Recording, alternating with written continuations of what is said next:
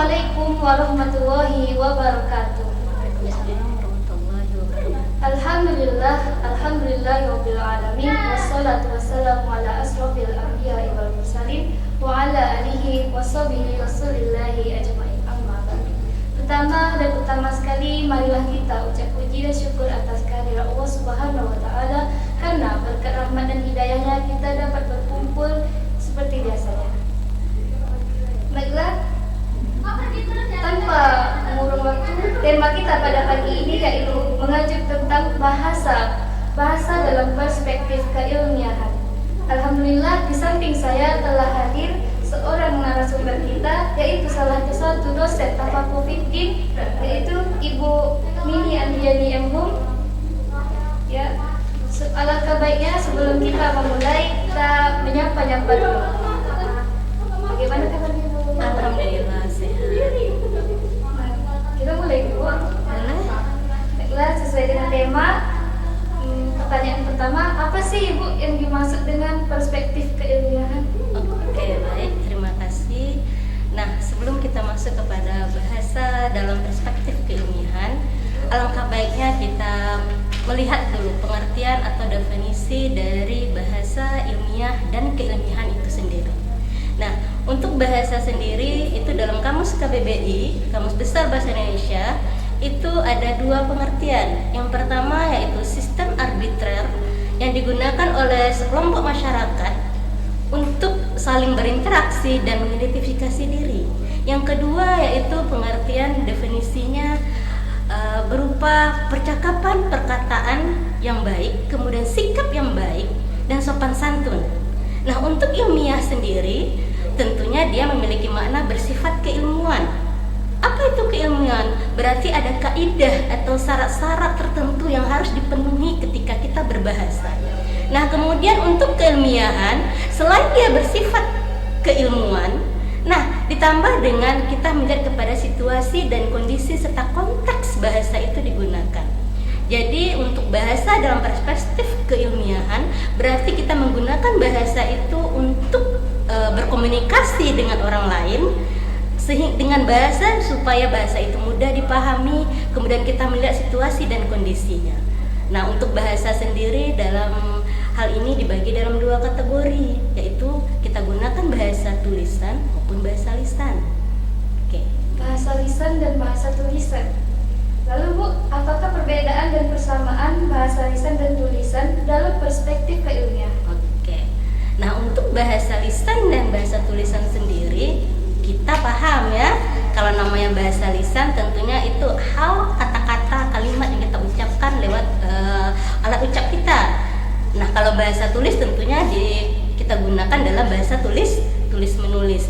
Nah, dalam perspektif keilmiahan, bahasa lisan dan bahasa tulisan itu persamaannya berarti kita sama-sama menggunakan bahasa dalam konteks tertentu, kemudian kita lihat situasi dan kondisinya, siapa, kapan, dan di mana bahasa itu digunakan. Nah, dalam konteks untuk perbedaannya, bahasa lisan itu kita tentunya ada gaya bahasa, mimik seperti kita sedang berkomunikasi sekarang, itu kan ada mimik wajah kita, ada ekspresi. Nah, supaya apa? Maksud yang ingin kita sampaikan si pendengar itu paham. Nah, kemudian kalau untuk bahasa tulisan, nah ini lebih khusus lagi. Ini biasanya mengacu kepada pedoman dan kaidah-kaidah yang berlaku. Nah, kalau untuk bahasa Indonesia tentunya pedoman kaidah yang berlaku, yang pertama kita harus mengacu kalau bahasa tulis kepada KBBI, Kamus Besar Bahasa Indonesia. Kemudian PUEB, Pedoman Umum Ejaan yang disempurnakan untuk saat ini. Kalau dulu namanya EYD. Nah, kemudian ditambah dengan literatur lain atau sumber-sumber pendukung lainnya untuk tata bahasa yang pendukung. Nah, kalau untuk bahasa tulis itu perspektif keilmiahannya lebih lama untuk kita jelaskan. Oke? Baiklah, kita break sebentar setelah pariwara berikut ini.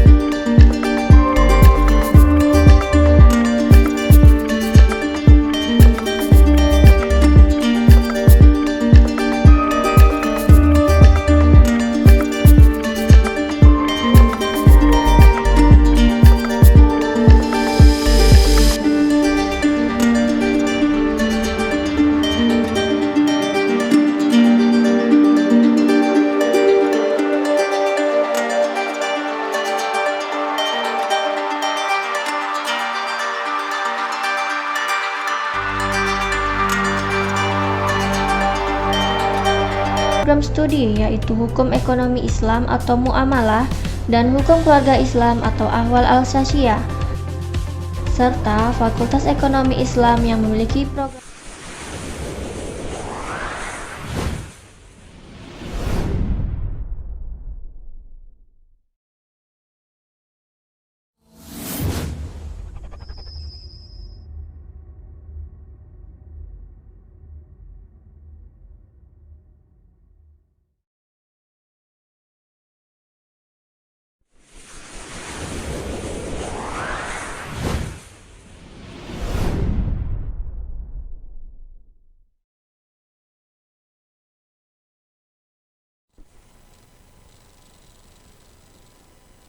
TV mengambil keceriaan, cerdas dan berwawasan.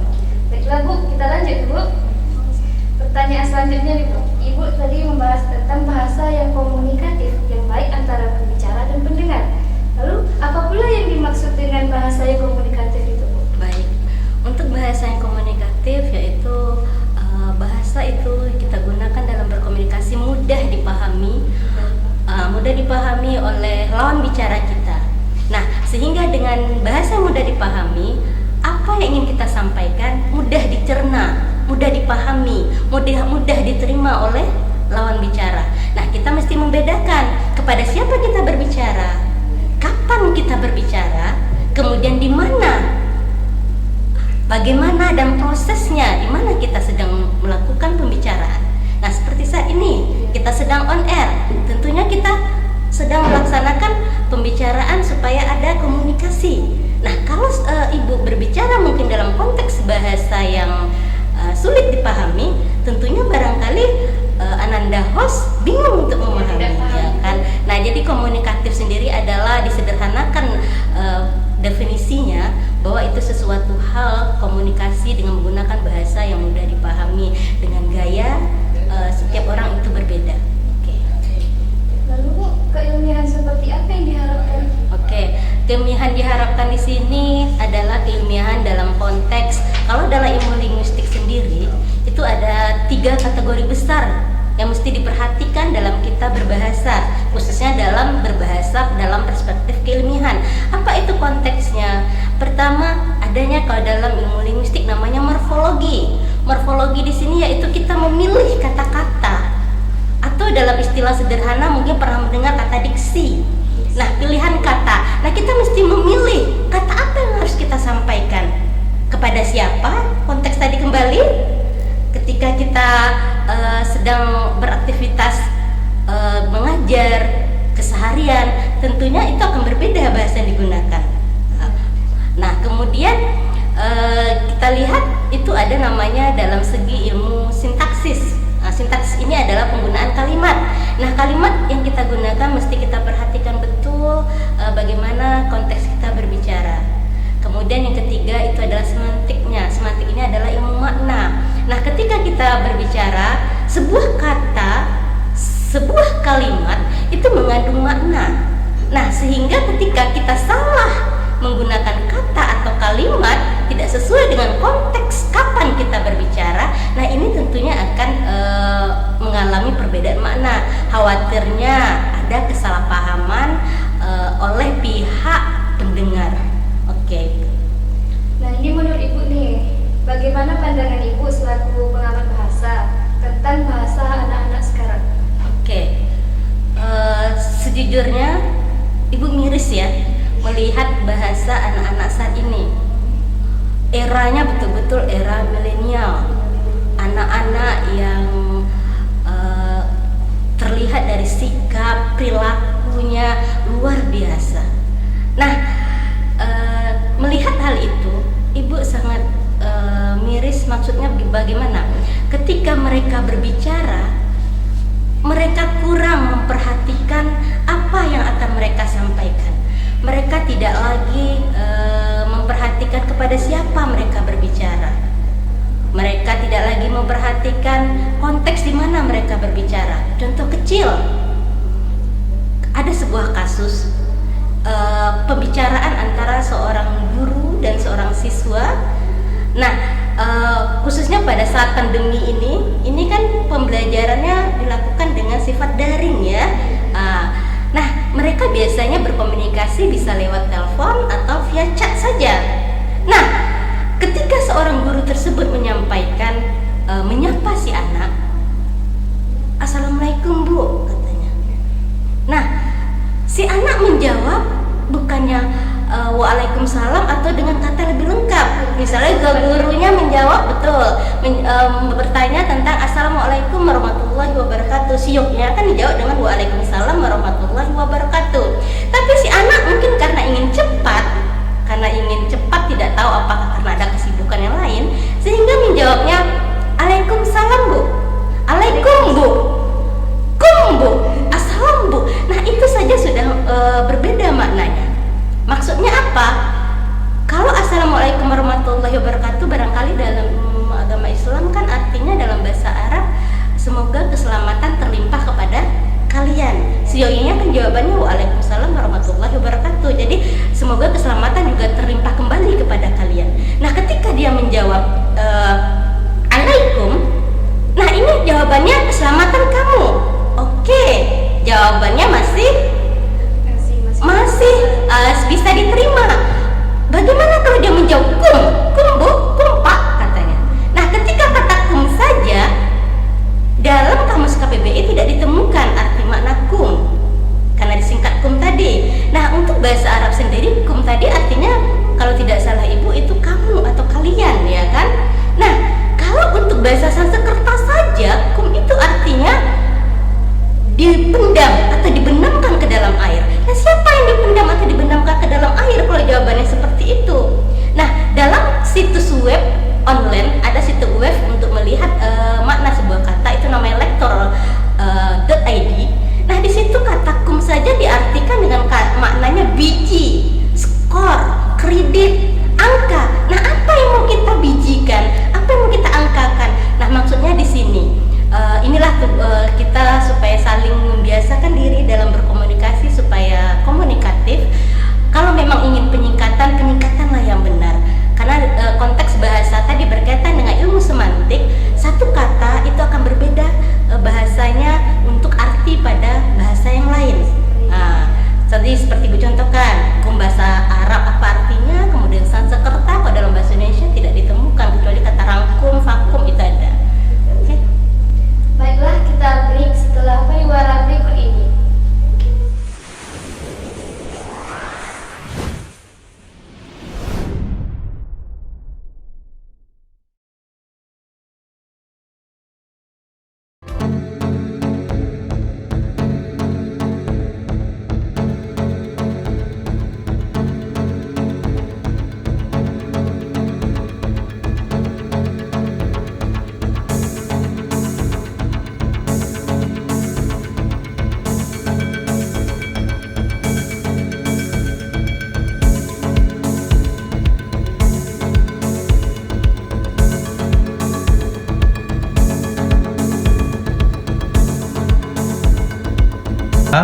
Tafaqquh Fiddin Dumai adalah institut atau perguruan tinggi satu-satunya berlevel institut yang ada di Kota Dumai dan merupakan institut swasta pertama di Provinsi Riau.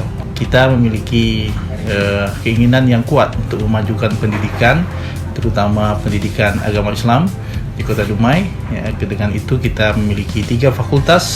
Pertama Fakultas Ekonomi, Fakultas Hukum atau Syariah, dan Fakultas Pendidikan atau Tarbiyah. Mari bersama-sama kami untuk memajukan Kota Dumai khususnya dalam bidang pendidikan, membekalkan generasi-generasi dengan pendidikan yang mumpuni, terutama dalam konteks bagaimana kita menciptakan para ulama yang intelek dan intelektual yang ulama, tentunya dalam konteks masyarakat perkotaan. Sekali lagi saya menghimbau Bapak Ibu semuanya yang memiliki generasi-generasi terbaik Kota Dumai yang ingin menjadi para ilmuwan, para praktisi baik dalam bidang pendidikan Islam maupun dalam bidang ekonomi Islam dan hukum Islam. Kami menyediakan program-program studi tersebut dengan dosen-dosen yang cukup handal. Ada yang alumni dari universitas internasional seperti Aberdeen University, dari University Kebangsaan Malaysia, dan dari perguruan tinggi nasional ya Trisakti Jakarta, dan kita juga berkolaborasi dengan begitu banyak perguruan tinggi yang ada baik secara nasional maupun secara internasional. Artinya dengan akreditasi perguruan tinggi kita bernilai B, maka ini sudah cukup memberikan jaminan bahwa sistem pelayanan pendidikan dan sistem muatan pendidikan yang ada di Kota Dumai atau di Institut Agama Islam ini sudah cukup memberikan kompetensi yang baik kepada generasi kita. Terima kasih. Wassalamualaikum warahmatullahi wabarakatuh.